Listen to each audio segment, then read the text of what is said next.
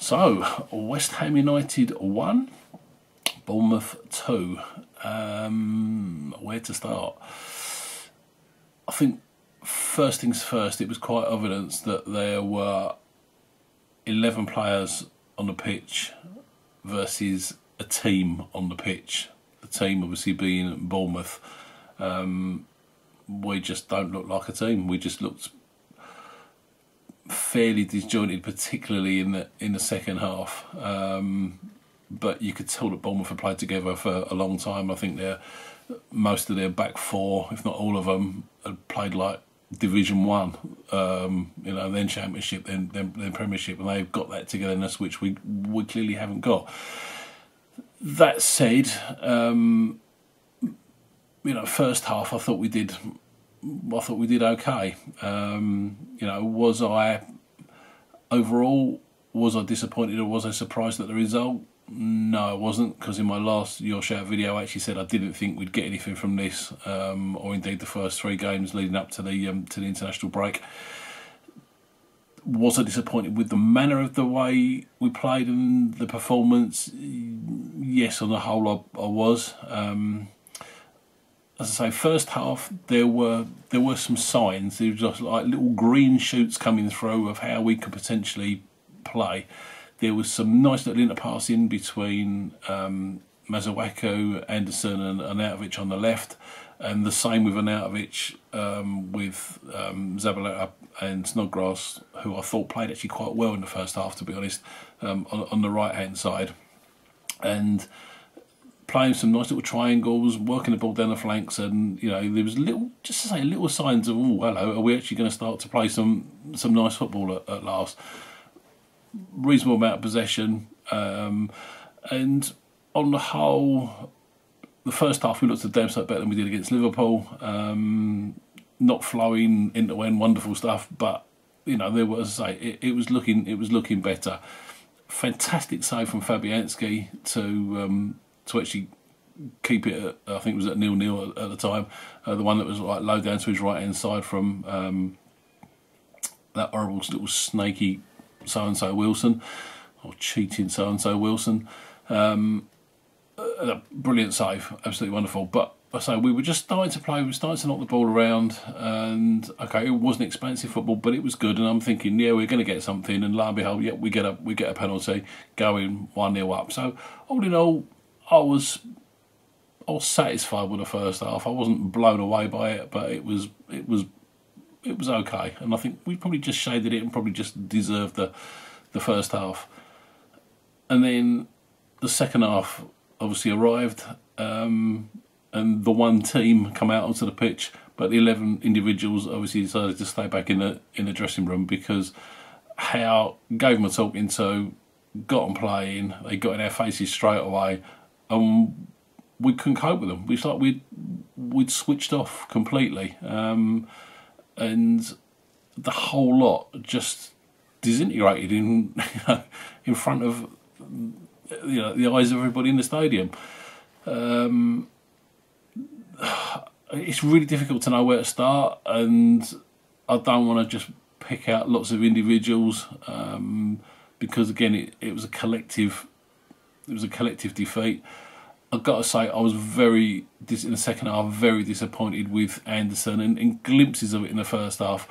Not his time on the ball where he was trying to pick passes and I think he's a bit of a one-trick pony. I don't see too much other than like knocking the ball past people and trying to use a bit of pace.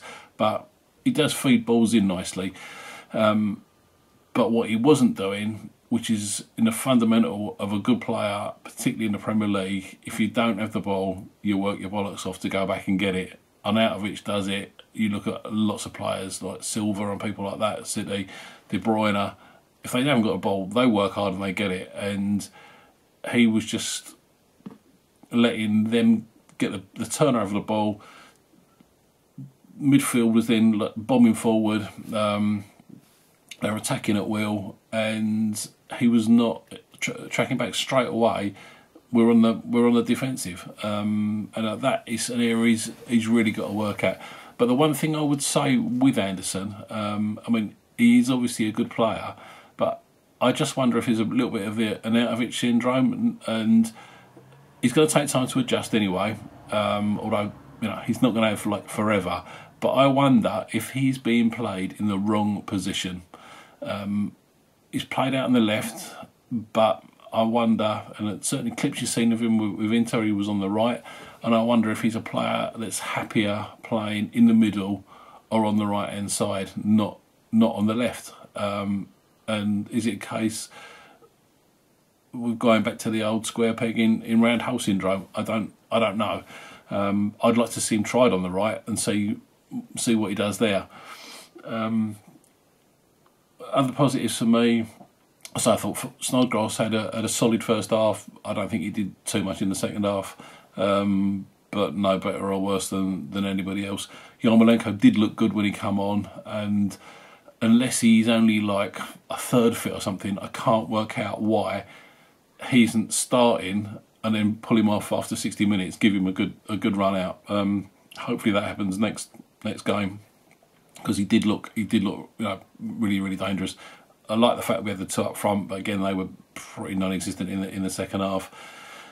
I can see, I think, why he put Zabaleta on there. Zabaleta's worked with him before. Zabaleta's got a lot of experience, and I would think Zabaleta would have been calling the shots as regards keeping the line, moving the defence up, etc. So I could see the rationale behind him playing Zabaleta there. But again, a lot of our problems, I don't think you can single out the defence. You can single out the defence for the goal that Wilson scored when he just basically run through everybody, because one of them, Balbuena put a pretty lame little foot out. At the end of the day, one of them should have clattered him, taken a yellow for the team. There was cover on there, so it wouldn't have been a red. And that attack would have been broken down, but he was just allowed to basically run at will with some really noncy defending there, to be honest. Well taken goal, as much as I despise him. But that they deserve that, and I think all in all, they actually deserve the victory. Fair play to them.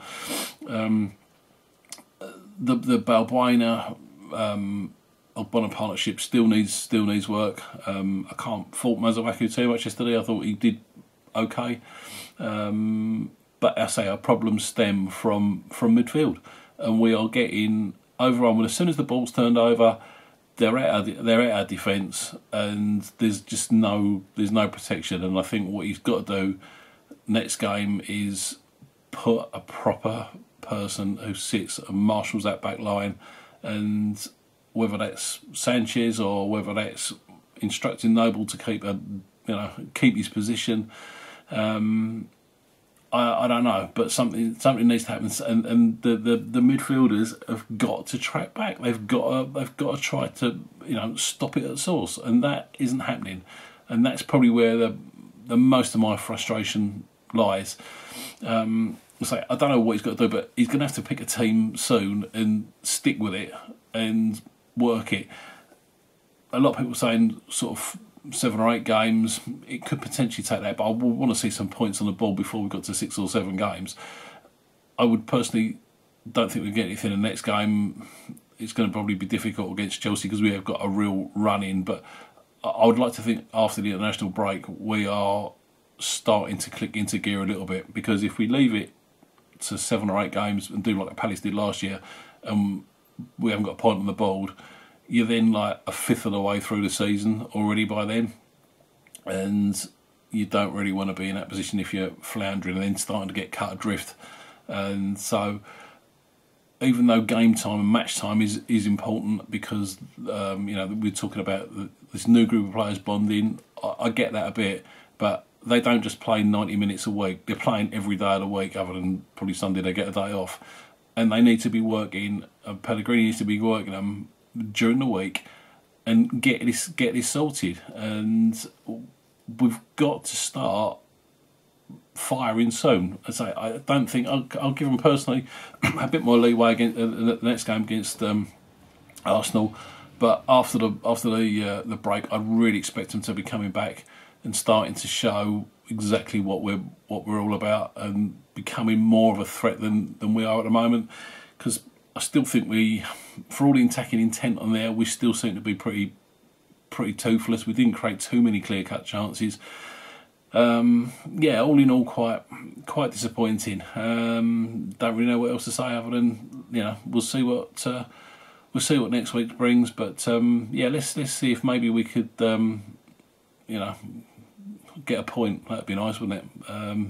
Nice to have something on the board before the international break. Anyway, that's enough for me. Quite despondent, but hey ho, we'll get over it. Come on, you irons.